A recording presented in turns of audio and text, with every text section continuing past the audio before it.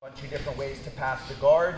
I always say if you wound up in full guard, you screwed up a long time ago, but we're going to teach you how to get out today. And the most fundamental thing I can teach you in full guard is balance in base, having a good, grounded, centered, strong base where it's not easy for somebody to off balance you, pulling you forward, pushing you backward, knocking you from side to side, being comfortable here. If you notice when I'm sitting here, like I sit with my hips all the way to the floor inside my feet. That makes me real low to the ground. You may not have the flexibility to be here yet, right?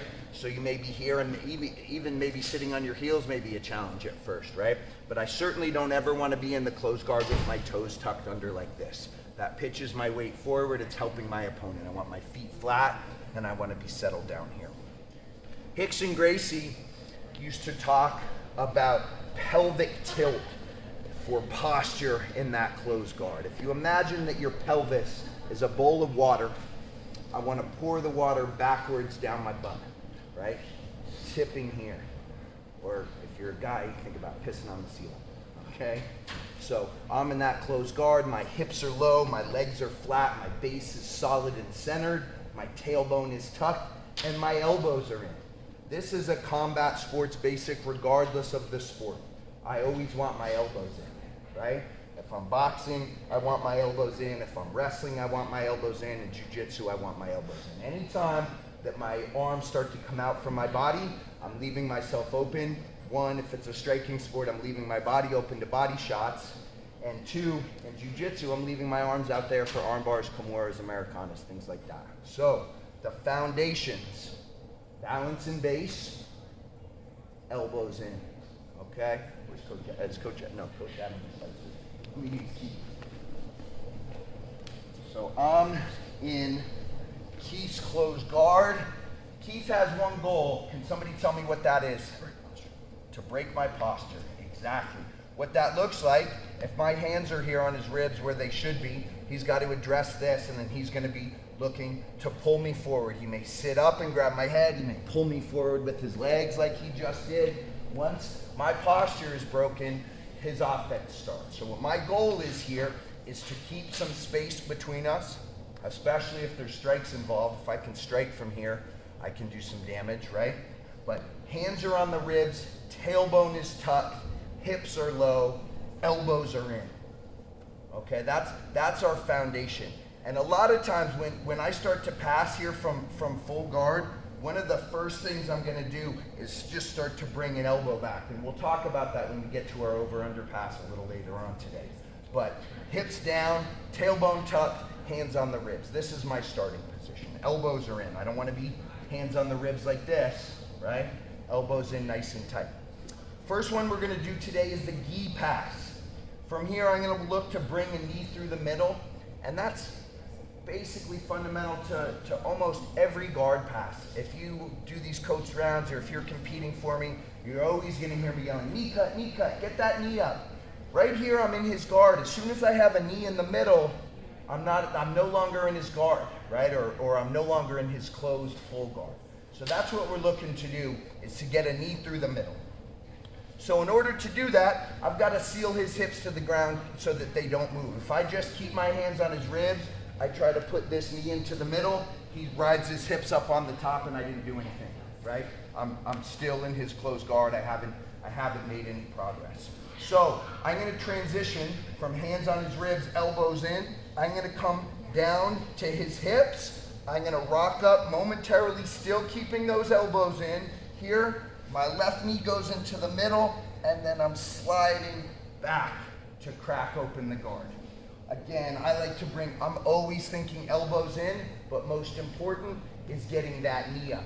I crack the guard, my knee is up. I'm now going to cut through to side control. Okay? So, number one, three things really. Who can tell me one of them? Solid base, right? Hips low.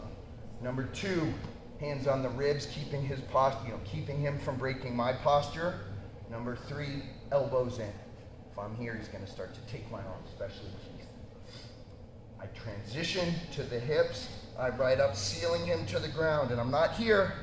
Arms are in, knee comes to the middle, and now it's almost like a reverse lunge, right? But I'm not on my feet, but I'm sliding this back, knee back. The guard cracks, that knee comes up, and then I'm just driving it over his legs, stapling it to the floor. I like to keep my head low.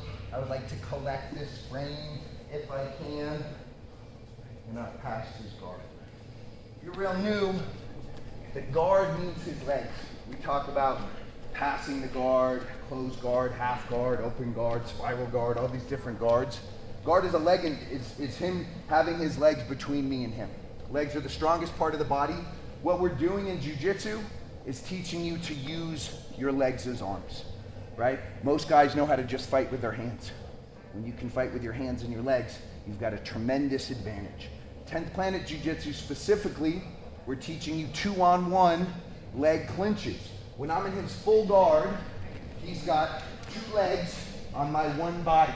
It's a rough spot for me to be. I've got to get out of there. When we're in his lockdown, his half guard, he's got 2 legs around one of my legs.